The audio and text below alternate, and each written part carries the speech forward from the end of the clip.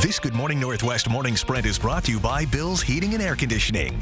It is 6:53. Time to get you ready to take on your Monday in the morning sprint. A bill sending help to Ukraine and Israel is getting traction in the Senate. Sydney Charles has the details. Mark has your first alert forecast and the rainy start to your week. But we want to start with breaking news. Police shot and killed a man early this morning in the Hilliard area. Let's get to Allison Martinez with the latest. Officers are currently investigating a shooting that left one man dead and a woman injured. Now, this all happened inside of a home on Wellesley overnight around midnight on this block here right behind me. Now, the woman called police saying she was threatened and shot by a man staying with her. When police entered the home, the man shot at police and at least one officer fired back, killing him. As you head out the door this morning, Nevada to Morton on Wellesley is closed, so drive through this area with caution. Allison Martinez, 4 News Now. Allison, thanks. More breaking news this morning. Current marathon world record holder Kelvin Kiptum died in a car crash last night in Kenya. Police confirmed the 24-year-old was a passenger in the vehicle and died on the scene. Kiptum broke the world record last October, finishing the Chicago Marathon in 2 hours and 35 seconds, shaving 30 seconds off the previous record. In our first alert weather in that weather app, we still urge you to get it. It's free. It's in the App Store. Would show you this, that we do have rain, a winter weather advisory north from Deer Park wrapping around all the way through parts of Idaho. We do have rain here in Coeur d'Alene, very light snow, and this is going to happen through the mid-morning into potentially noon. Currently, we're sitting into the upper 30s for our area, but it gets cold as you head out into Idaho. 32 into Hayden, 38 into Coeur d'Alene. Today, the man accused of murdering a 30-year-old in the Logan neighborhood is scheduled to make his first appearance in court. Court documents reveal the situation began early Friday morning. 30-year-old Dylan McCorkle was upset at Gunnar Doty over an incident with his girlfriend involving stolen money. Witnesses told police McCorkle began yelling for Doty to come out of the house. When he eventually did, he took a pistol from his waistband and shot McCorkle in the head. Doty was arrested blocks away from a memorial Thursday night. He is expected to appear in court at 1:30 this afternoon.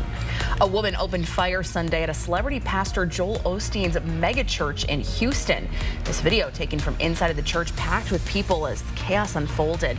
Authorities say the suspected shooter, a woman between 30 and 35 years old, walked into the church with a young boy.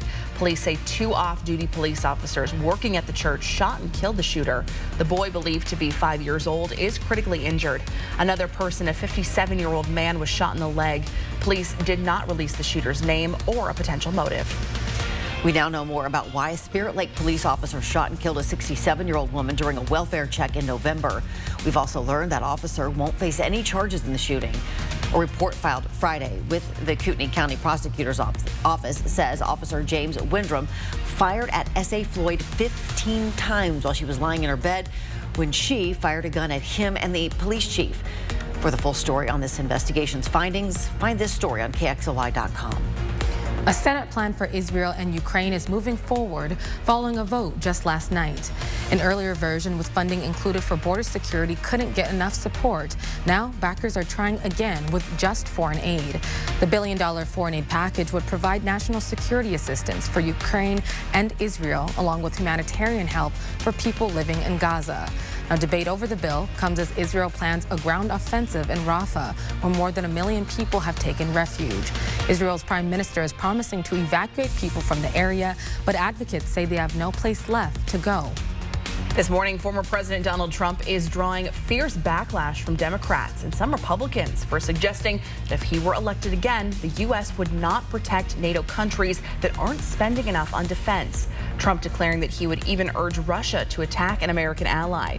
President Joe Biden sharply criticizing Trump's words as appalling and dangerous. In our For the People coverage this morning, there are several school district levies and bonds on tomorrow's special election ballot.